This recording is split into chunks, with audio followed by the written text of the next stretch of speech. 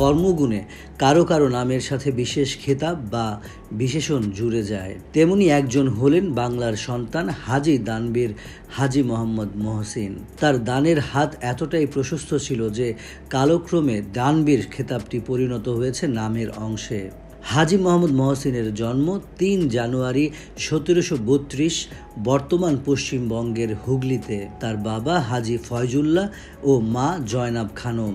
মহসিনের পিতামহ আগা ফজলুল্লাহ ১৭ শতকের মাঝামাঝি তার তরুণ পুত্র ফয়জুল্লাহকে নিয়ে ইরান থেকে বাণিজ্য করতে মুর্শিদাবাদ আসেন। পরবর্তীতে বাণিজ্য সূত্রে বসবাস শুরু করেন হুগলিতে। সেখানেই মোহাম্মদ মহসিনের জন্ম ও বেড়ে ওঠা। মরিয়ম খাতুন ওরফে মুন্নুজান নামে এক বৈপিত্রীয় বোন ছিল তার, বয়সে ৮ বছরের বড়। সৎ বোন হলেও তিনি মহসিনকে খুব স্নেহ করতেন, দেখে শুনে রাখতেন। এক গৃহশিক্ষকের তত্ত্বাবধানে দুজন শিক্ষার্জন করেছিলেন। ছদ দিয়ে এখন যাচ্ছি, সে পথে তো আর নাও আসতে পারি।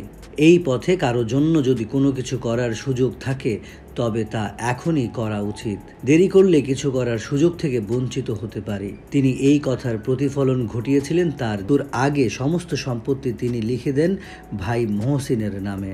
১৮০৬ সালে হাজী মোহাম্মদ মহসিন বোনের কাছ থেকে পাওয়া এবং তার নিজের সম্পত্তির পুরোটাই ওয়াকফ করে দেন।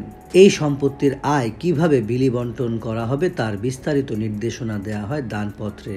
সেখানে বলা হয়, ধর্মীয় স্থাপনার পাশাপাশি শিক্ষা ও জনকল্যাণে এসব অর্থ ব্যয় করা হবে। হাজী মোহাম্মদ মহসিন মারা যান এর ৬ বছর পর, কিন্তু এই ৬ বছরে দান করা সম্পত্তি থেকে তিনি ১ টাকাও গ্রহণ করেননি। তার চমৎকার হাতের লেখায় কোরআন শরীফ কপি করে তিনি নিজের ব্যক্তিগত খরচ চালাতেন।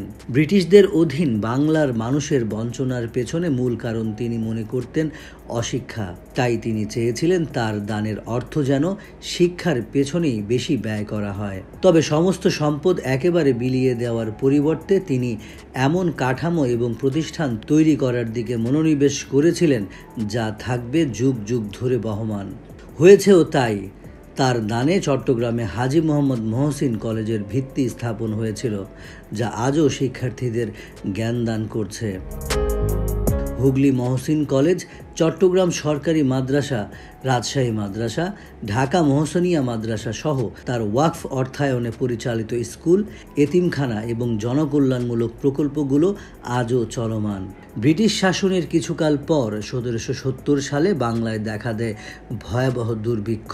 এই দুর্ভিক্ষে বাংলার ১/৩ মানুষ মারা যায় না খেতে পেয়ে। অভুক্ত মানুষকে বিনামূল্যে খাওয়াতে তিনি চালু করেছিলেন জনতার রান্নাঘর নামে লঙ্গরখানা। তিনি সেই সময় কোটি টাকা ব্যয় করেছিলেন লঙ্গরখানার পেছনে। দানের জীবনেই যে সার্থক জীবন তার উজ্জ্বল দৃষ্টান্ত হাজী মোহাম্মদ মহসিন।